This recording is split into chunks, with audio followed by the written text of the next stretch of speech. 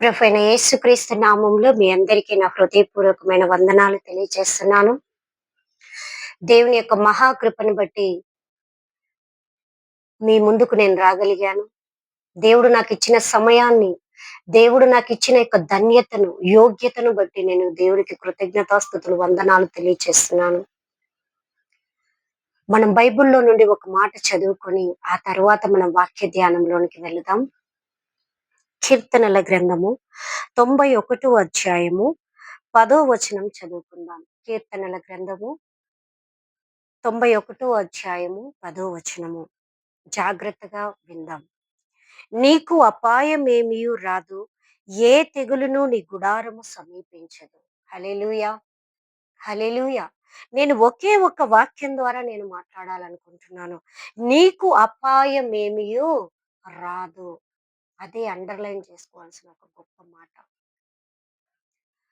ఏ తెగులు నీ గుడారము సమీపించదు. That is another subject.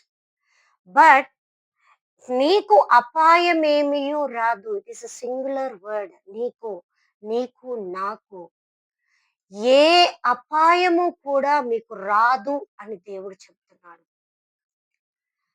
ఎన్నో సమస్యల్లో, ఎన్నో బాధల్లో, ఎన్నో ఇరుకుల్లో, ఇబ్బందుల్లో ఉన్నప్పుడు మనం భయపడతాం. నాకేం జరుగుతుందో, ఏంటో, ఏమైపోతామో, ఏంటో అని భయపడతా ఉంటాం. కానీ దేవుడు అంటున్న మాట, నీకు అపాయమేమియు రాదు. ఎంత గొప్ప మాట దేవుడు మనకు చెప్తున్నాడంటే, నేను నీకు తోడుగా ఉన్నాను బిడ్డ. నేను నీకు నీడగా ఉన్నాను. నీకు ముందు, వెనక, పక్కన నేను ఆవరించి ఉన్నాను. ఇంకా నీకు అపాయం ఎక్కడి నుండి వస్తది? రానే రాదు. ఏ అపాయము నీకు రాదు అని దేవుడు స్పష్టంగా మనతో మాట్లాడుతున్నాడు. మనం ఏ స్థితిలో, ఏ పరిస్థితిలో ఉన్నా మనం భయపడాల్సిన అవసరము లేదు. నేను ఒక చిన్న ఉదాహరణ, ఒక దైవజనుని తన యొక్క వ్యక్తిగత జీవితంలో జరిగిన ఒక సంఘటనను మీ ముందుంచాలనుకుంటున్నాను. టిబెట్ అనే ప్రాంతంలో ఒక దైవజనుడు, ఆయన ఈ యొక్క సౌత్ ఇండియా నుండి దర్శనం ద్వారా టిబెట్ అనే ప్రాంతానికి వెళ్ళి, పీటర్ అనే ఒక దైవజనుడు, ఆయన ఒక మారుమూల గ్రామంలో దేవుడు ఆయనకు చూపించాడు. నువ్వెక్కడెళ్ళి నా కుమారుడా నువ్వు సేవ చేయాలి అని అన్నప్పుడు, ఆ పీటర్ అనే దైవజనుడు ఈ యొక్క సౌత్ ఇండియా అనే తమిళనాడు నుండి ఆయన టిబెట్ అనే ప్రాంతానికి వెళ్ళి, అక్కడ ఒక మారుమూల గ్రామంలో సేవకని వెళ్ళాడు. తన కుటుంబము, 2 బిడ్డలతో పాటు తను వెళ్ళాడు. వెళ్ళినప్పుడు అక్కడ తనకు భాష రాదు, ఏమి రాదు. చాలా బాధపడేవాడు. "ప్రభువా! నువ్వు నన్ను ఇక్కడికి తీసుకొచ్చావు. నా భాష తమిళ్. ఇక్కడ వేరే లాంగ్వేజ్. నేను ఏం మాట్లాడాలా? నేను వారితో ఎలా నేను సువార్తను ప్రకటించాలయ్యా? నేను ఏం చేయాలి ప్రభువా?" అని చెప్పి కొద్ది రోజులు దేవుని సన్నిధిలో మోకరించి ప్రార్థన చేస్తా ఉన్నాడు. ఒకరోజు ఆయన ఉదయకాలం ప్రార్థన చేస్తున్నప్పుడు దేవుడు అన్నాడంట, "పీటర్, నీ ముందున్న నీవు ఎక్కడైతే ఉన్నావో అక్కడ పక్కనే ఒక గ్రామం ఉంది. దానికి మధ్యలో ఒక అడవి. ఆ అడవి అంతా నువ్వు నడుచుకొని పోయి ఆ గ్రామానికి వెళ్ళి అక్కడ ఒక కుటుంబము, వారికి నువ్వు వెళ్ళి సువార్తను ప్రకటించాలా" అని అన్నాడంట. సరే ప్రభువా! నేను ఎట్లాగైనా ఈరోజు వెళ్తాను. నేను వారికి సువార్తను ప్రకటిస్తాను ప్రభువా అని చెప్పి ప్రార్థన చేసుకున్నాడు. ఇంట్లో చెప్పాడు. బయలుదేరాడు. నడుస్తా ఉన్నాడు, నడుస్తా ఉన్నాడు. మధ్యాహ్నం అయిపోయింది. వెళ్ళాడు. ఆ గ్రామానికి వెళ్ళాడంట. వెళ్ళి వెళ్తూ ఉండగానే ఒక అతను ఇంటి ముందు కూర్చొని ఏడుస్తున్నాడంట. "ఎందుకు బాబు ఏడుస్తున్నావనంటే, ఇట్లా నా భార్య చావు బ్రతుకుల్లో ఉంది. ఆమెని హాస్పిటల్ అన్నిటికి తీసుకెళ్ళినాను. ఇంకా లాభం లేదు. ఇంటికి తీసుకెళ్ళండి అని చెప్పారు. నా బిడ్డలు లోపల ఏడుస్తున్నారు. నా భార్య చావు బ్రతుకుల్లో ఉంది."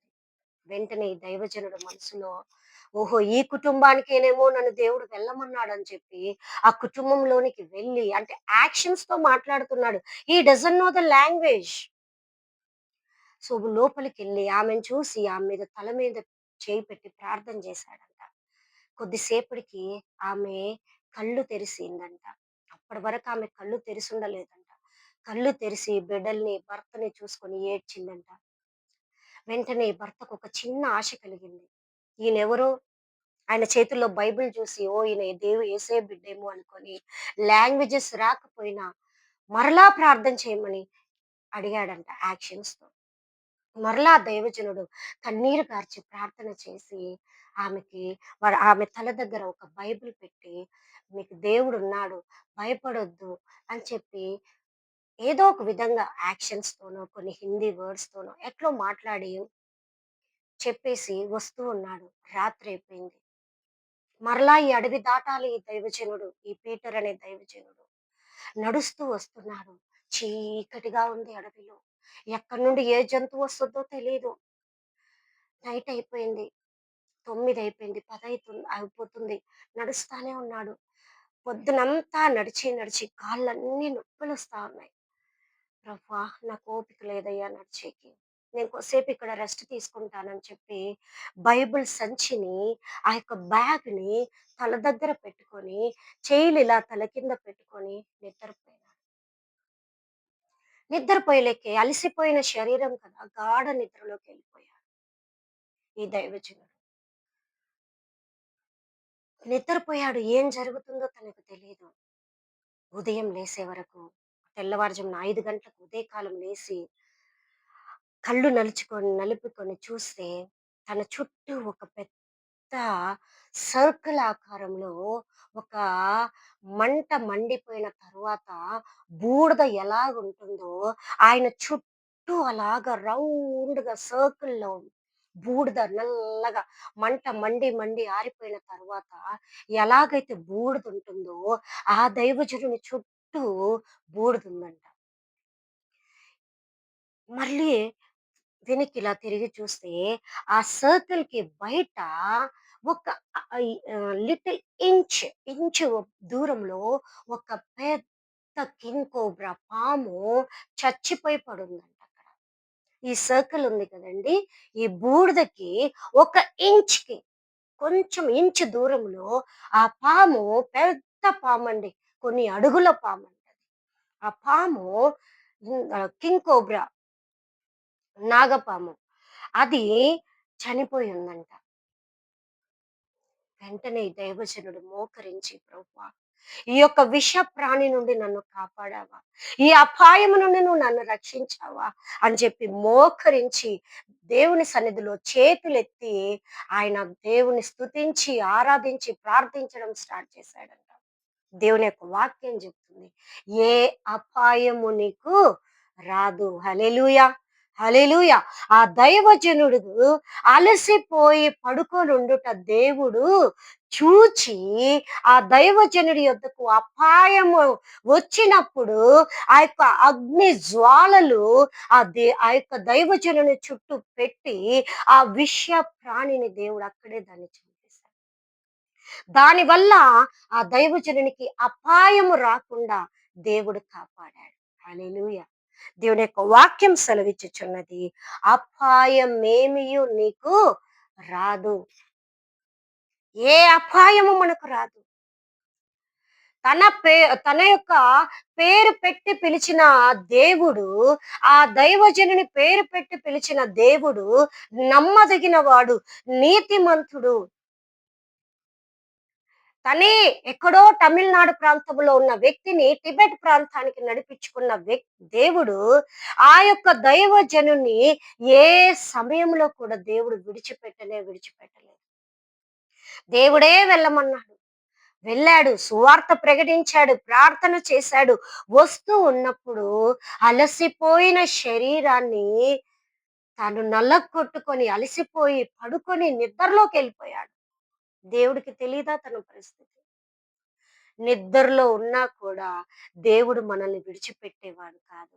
మనం 8 గంటలు, 6 గంటలు నిద్రపోతున్నాం. మన ప్రాణము పక్కన తీసి పెట్టి నిద్రపోతున్నామా? లేదు. మన ప్రాణము, మన జీవము, మన యొక్క శరీర భాగాలన్నీ మనతోనే ఉంటున్నాయి. మన శరీరాన్ని దేవుడు అపాయము నుండి కాపాడుతా వస్తా ఉన్నాడు. మరలా ఉదయాన్ని దేవుడు మనకిస్తున్నాడు. మరలా సాయంత్రము, మధ్యాహ్నము, రాత్రి ఎన్ని రోజులు, ఎన్ని సంవత్సరాలు దేవుడు మనల్ని కాపాడుతా వస్తా ఉన్నాడు. ఆ దైవజనునికి అపాయమేమీ రాకుండా దేవుడు ఆయన్ని కాపాడాడు. దేవుని స్తుతించి ఆ దైవజనుడు ఇంటికొచ్చి తన భార్యకి, తన పిల్లలకి జరిగిన సంగతంతా చెప్పి వారందరూ దేవుని స్తుతించినారు. ఇలా కొద్ది కాలం గడిచిపోయిన తరువాత ఆ యొక్క దైవజనుడు ఆ టిబెట్ ప్రాంతంలో ఉన్నాడని ఆ ఊరి పెద్దలు ఈయన్నెలాగైనా చంపాలి. మనం ఈ దైవజనుని, ఈ యొక్క పాస్టర్‌ని మన ఊర్లోకి రానీకూడదు. ఈయన్ని చంపేయాలని చెప్పి వారు ప్లాన్ వేసినారు. ఎవరో కొన్ని మంది తెలిసిన వారు, కొత్తగా దేవుని తెలుసుకునేవారు ఎవరో వచ్చి ఆయనకు చెప్పారు. "అయ్యా! నిన్నిలా యాక్షన్స్‌తో they are trying to kill you. So take care of yourself" అని చెప్పి, "మీరు జాగ్రత్తగా ఉండండి.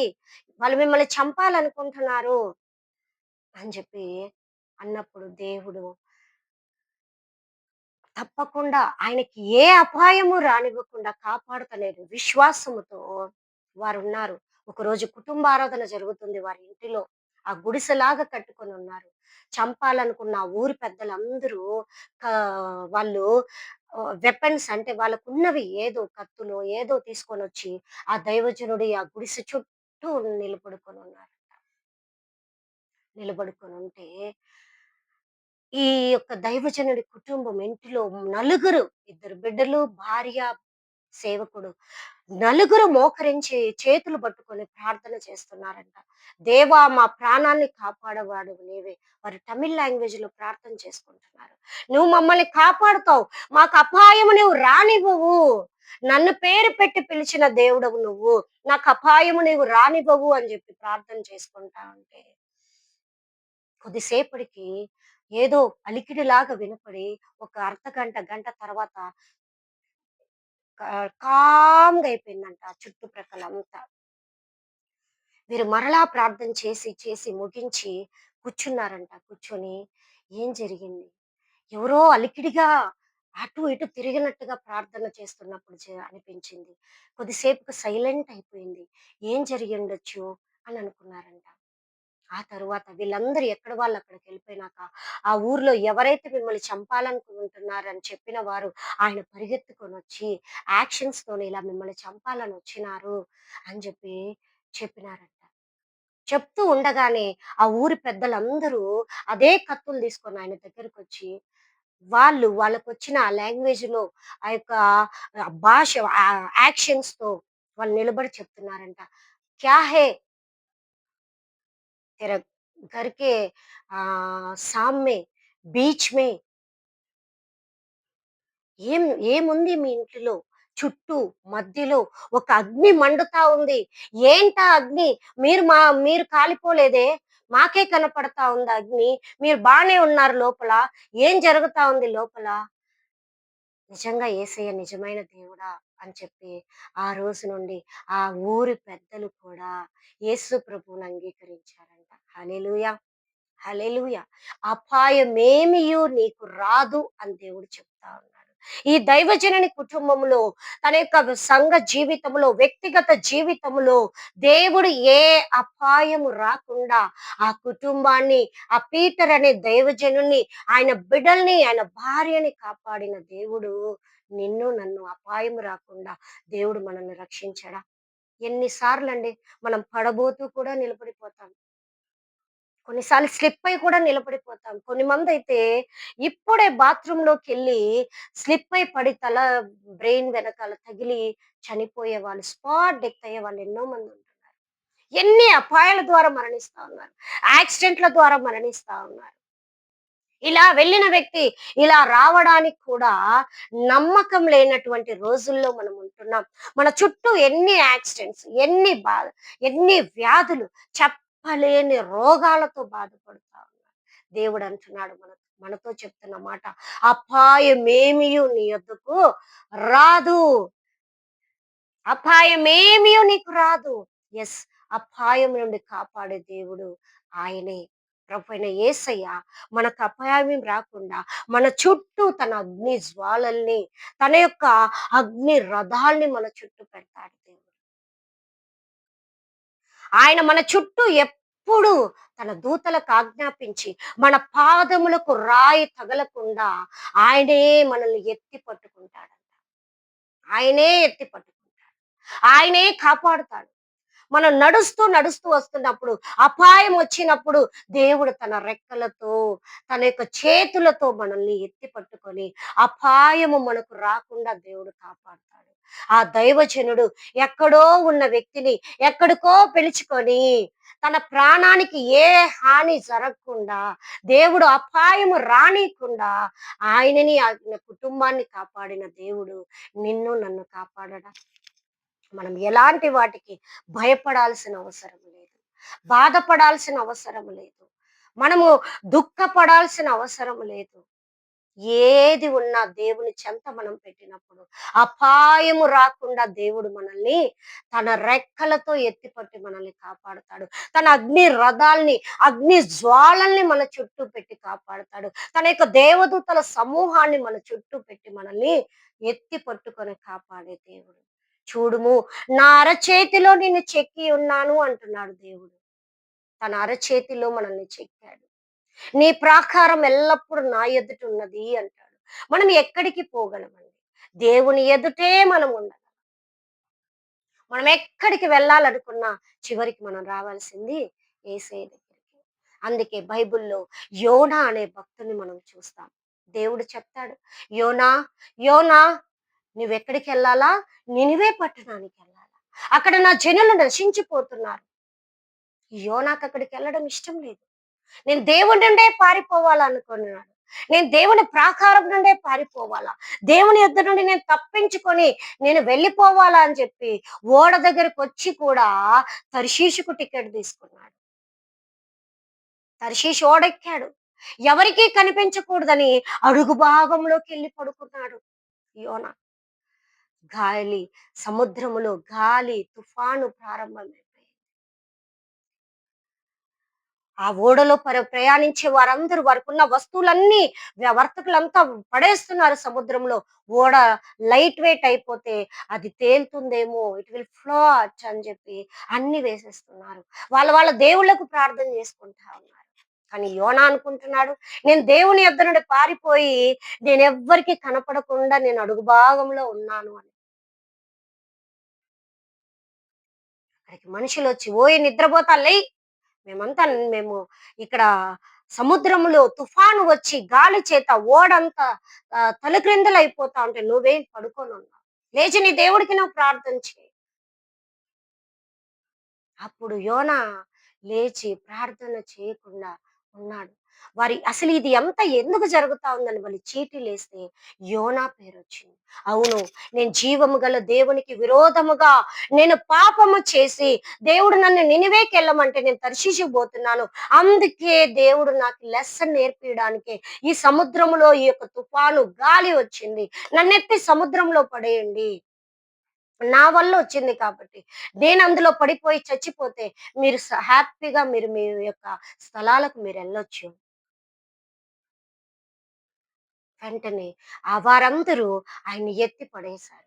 ఆయన్ని ఎత్తి పడేయక ముందే దో దేవుడు చేపకు చెప్తున్నాడు, చేప, చేప, నా భక్తుడు ఒకడు పడిపోతాడు, యోనా, ఆయన నువ్వు తినొద్దు, నువ్వు మింగే. వెంటనే దేవుని యొక్క మాటకు ఆ చేప లోబడి యోనాను మింగేసి 3 రోజులు తన కడుపులో పెట్టుకున్నది. అది నమిలి మింగేస్తే ఎప్పుడో అరిగిపోయేవాడు. తన కడుపులో పెట్టుకొని 3 రోజులు ఉపవాసం ఉండింది చేప. చేపైనా లోబడింది కానీ యోనా లోబడలేదు. నేను తర్షీషుకే పోవాలా, నేను దేవుని దగ్గరికి, నేను ఆ నినివేకి నేను పోను, నేను పారిపోతాను, నేను పారిపోతాను అనుకున్నాను. చేపని మరలా పోయి కక్కేయి అన్నంటనే కక్కి వేస్తే, హమ్మయ్య! నేను తర్షీషుకొచ్చేసాను అనుకున్నాడు. తీరా చూస్తే బోర్డ్ అక్కడ కనపడుతుంది, నినివే. ఓయమ్మ! నేను పారిపోయి రావాలనుకున్నా కూడా దేవుడు నన్ను మరలా ఎక్కడికి తెచ్చి పడేసినాడు? నినివే ప్రాంతానికే తెచ్చి పడేసినాడు. యెస్. దేవుని యొద్ద నుండి మనం ఎక్కడికి పారిపోలేం. ఆయన ఎదుటే దేవుడు మనల్ని పెట్టుకుంటాడు. ఆయన ఎదుటే మనల్ని పెట్టుకుంటాడు. మనమెంత పారిపోవాలనుకున్నా, ఎక్కడికి పోవాలనుకున్నా, నిజంగా యోనాకు అపాయం రావాలి. ఎత్తి పడేస్తే సముద్రంలో చేప మింగేయాలి, తినేయాల. అపాయం రాకుండా దేవునికి విరోధంగా పోయినా కూడా అపాయము రాకుండా యోనాని దేవుడు కాపాడాడు.